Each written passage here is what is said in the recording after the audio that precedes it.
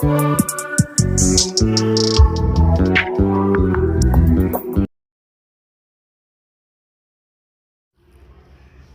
बाँस 24 गज अंगुल अष्ट प्रमाण, ता ऊपर सुल्तान है मत चूको चौहान।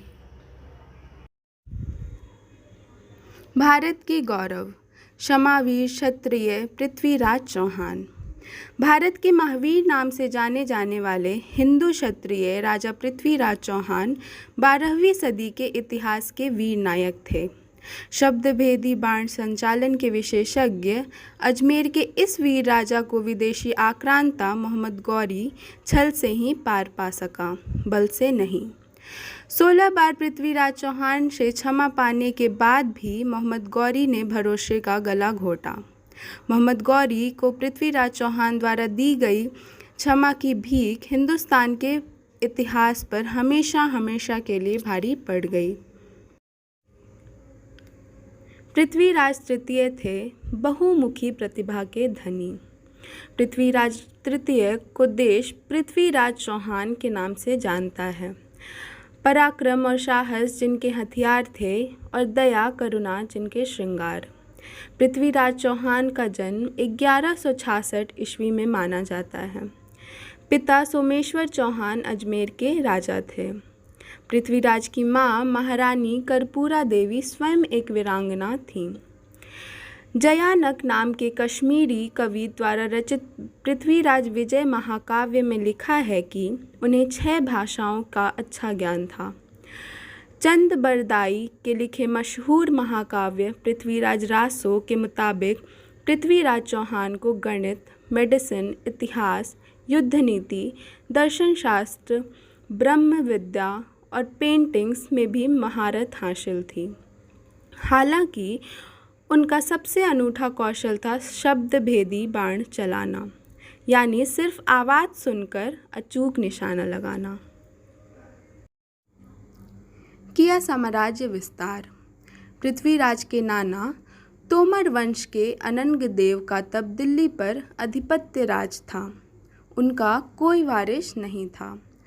अपने नवासे के युद्ध कौशल और राजकाज से प्रभावित होकर अनंग देव ने पृथ्वीराज को दिल्ली का साम्राज्य सौंप दिया। उसके बाद पृथ्वीराज ने आसपास के छोटे छोटे राज्यों को फतह कर अपने अधीन कर लिया।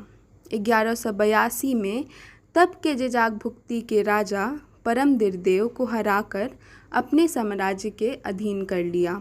आज का बुंदेलखंड ही तब जजाक भुक्ति के नाम से जाना जाता था। इस युद्ध में कन्नौज के राजा जयचंद ने परमदिरदेव का साथ दिया, लिहाजा पृथ्वीराज ने कन्नौज पर भी धावा बोला। अपने साम्राज्य का विस्तार करते हुए पृथ्वीराज चौहान ने गुजरात के चालुक्य शासक भीम प्रथम को भी परास्त किया। पड़ी मोहम्मद गौरी की बुरी नज़र। इतिहास का ये गज़ब का इत्तेफाक है कि 1177 में पृथ्वीराज चौहान के राज्याभिषेक से ठीक 4 साल पहले 1173 में मोहम्मद शहाबुद्दीन गौरी गजनी का सुल्तान बना। जिन वर्षों में भारतवर्ष के अंदर पृथ्वीराज अपने अजय अभियान पर थे, उसी दौरान मोहम्मद गौरी अफ़गानिस्तान और उसके आसपास के क्षेत्रों को जीतने में जुटा था। 1186 में लाहौर जीतकर गौरी ने सियालकोट के किले पर कब्जा कर लिया।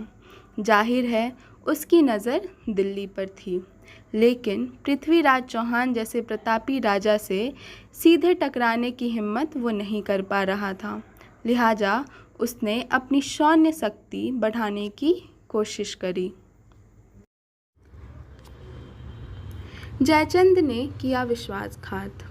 कहते हैं कि इसी बीच जयचंद ने मोहम्मद गौरी को एक तरकीब सुझाई।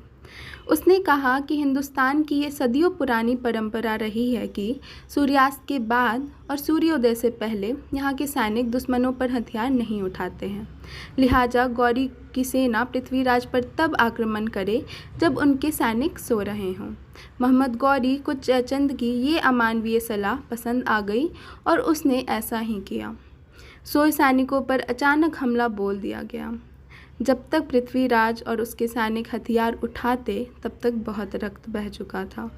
आखिरकार छल और अमानवीय करतूत के बूते गौरी युद्ध जीतने में कामयाब रहा। उसने पृथ्वीराज को बंदी बना लिया। शब्द भेदी बाण से मार दिया गौरी को।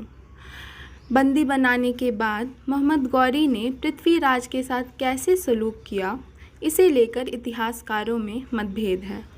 कुछ इतिहासकार मानते हैं कि गौरी ने पृथ्वीराज को यातनाएं देकर मार डाला। कुछ का कहना है कि गौरी पृथ्वीराज को अपने साथ अफ़गानिस्तान ले गया और वहां उन्हें काफ़ी यातनाएं दी और गर्म सलाखों से उनकी दोनों आंखें फोड़ दी। हालांकि चंद बरदाई के पृथ्वीराज रासों में एक काफ़ी रोचक घटना का जिक्र है।